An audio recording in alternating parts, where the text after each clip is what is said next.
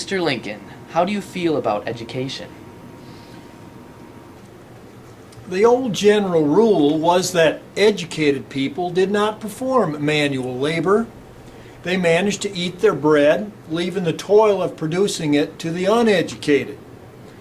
This was not an insupportable evil to the working bees so long as the class of drones remained very small. But now, especially in these free states, nearly all are educated, quite too nearly all, to leave the labor of the uneducated in any wise adequate to the support of a whole. It follows from this that henceforth educated people must labor. Otherwise, education itself would become a positive and intolerable evil. No country can sustain in idleness more than a small percentage of its numbers. The great majority must labor at something productive.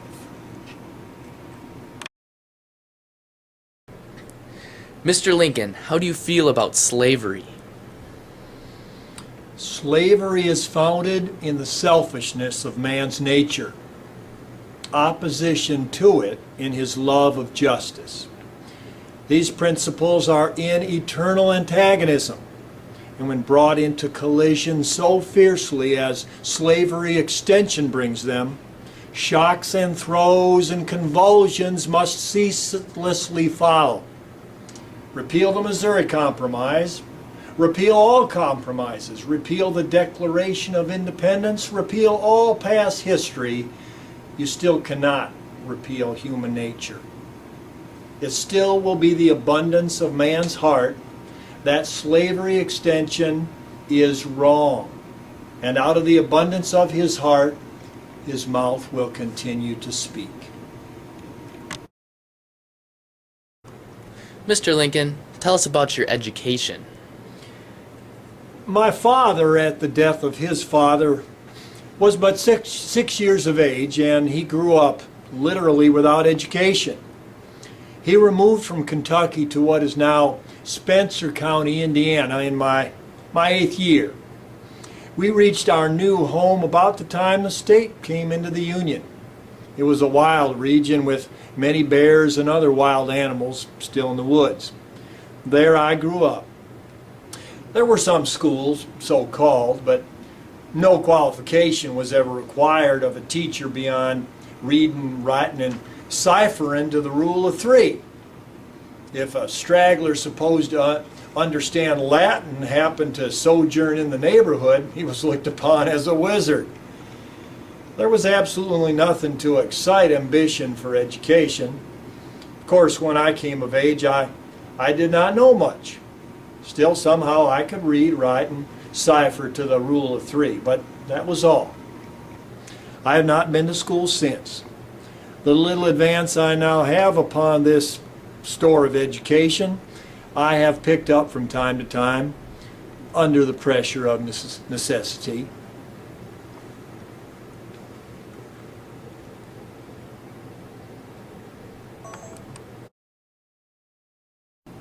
"Fourscore and 7 years ago, our fathers brought forth on this continent a new nation, conceived in liberty and dedicated to the proposition that all men are created equal. Now we are engaged in a great civil war, testing whether that nation or any nation so conceived and so dedicated can long endure. We are met on a great battlefield of that war. We have come to dedicate a portion of that field as a final resting place for those who here gave their lives that that nation might live. Now we are engaged in a great civil war, testing whether that nation or any nation so conceived and so dedicated can long endure. We are met on a great battlefield of that war. We have come to dedicate a portion of that field as a final resting place for those who here gave their lives that that nation might live. It is altogether fitting and proper that we should do this. But in a larger sense, We cannot dedicate. We cannot consecrate. We cannot hallow this ground. The brave men, living and dead, who struggled here have consecrated it far above our poor power to add or detract.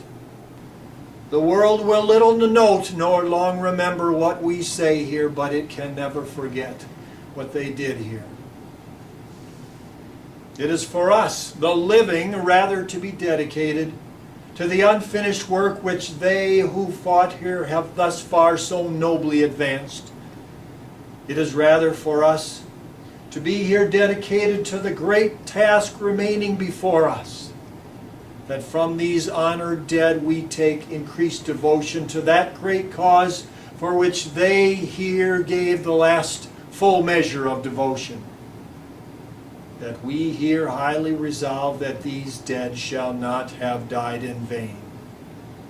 That this nation, under God, shall have a new birth of freedom. And that government of the people, by the people, for the people, shall not perish from the earth.